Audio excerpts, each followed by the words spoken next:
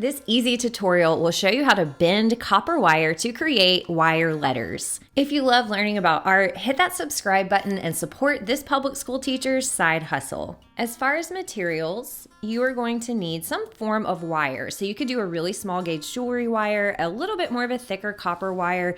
You could even do this with a thicker aluminum wire. It depends on the size of what you want to create. Masking tape and pliers are optional. I tend to just use my hands, and I've printed out several cursive examples of the word joy. So either handwrite your lettering or find lettering that you like that you are going to trace over. So here's one that I've practiced, and I'm using a thicker wire. And then this is one that I did with a smaller 24 gauge wire. And I kind of preferred for this size, this wire here. And I will link this in my description box. Simply using a pair of scissors, I'm cutting off the amount I think I will need by guessing. And then I'm laying my wire down and tracing over the letters that I picked.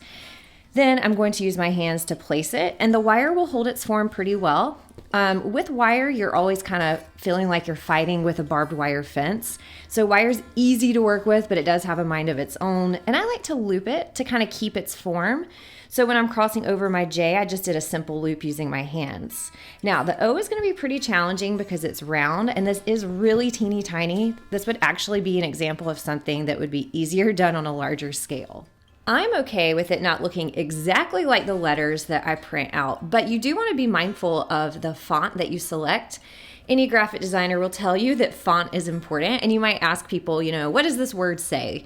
Because using wire, and especially cursive, sometimes words can be hard to read. So it's really important to pick a font that's legible and also to think about how your letters are connected. That's why I like to do cursive with wire, because all the letters do connect and touch, and that's going to make this so much easier. They don't teach cursive in school anymore, which is just crazy to this 90s kid's brain. And you can see here, I am having a little bit of trouble with the Y. That's nothing that my pliers can't fix. And I'm going to do another little loop here to make sure that that letter stays set. So sometimes the wire will disconnect, and doing a little loop, a really tight loop around, will help your letters stay exactly the way you want them to be. Let's get the pliers out, and I use them very sparingly because I feel like they put weird notches in the wire. I typically prefer to use my hands, but sometimes, you got to use your tools.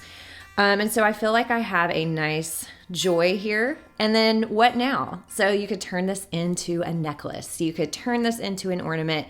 And I'm going to use my smaller gauge wire. After perfecting my letters and making sure they're the way I want them, I'm going to connect a little loop with my smaller gauge wire so that I can use this as an ornament.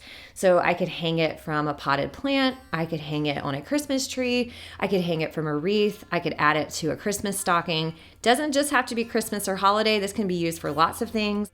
You could do little trophies or little personalized name gifts. You could do name stations or name plates for a dinner. So many different ways you can use this very simple and very inexpensive technique. So now that I have my little loop, let's see where I can hang this. Beautiful with lighting. Thank you so much for sticking around and making art with me. And if you're interested in more wire tutorials, check these out. Find me on Instagram at thatartteacher_Machado to see what my students are up to in my classroom. And my website, thatartteacher.com, has free resources perfect for the classroom or making art at home.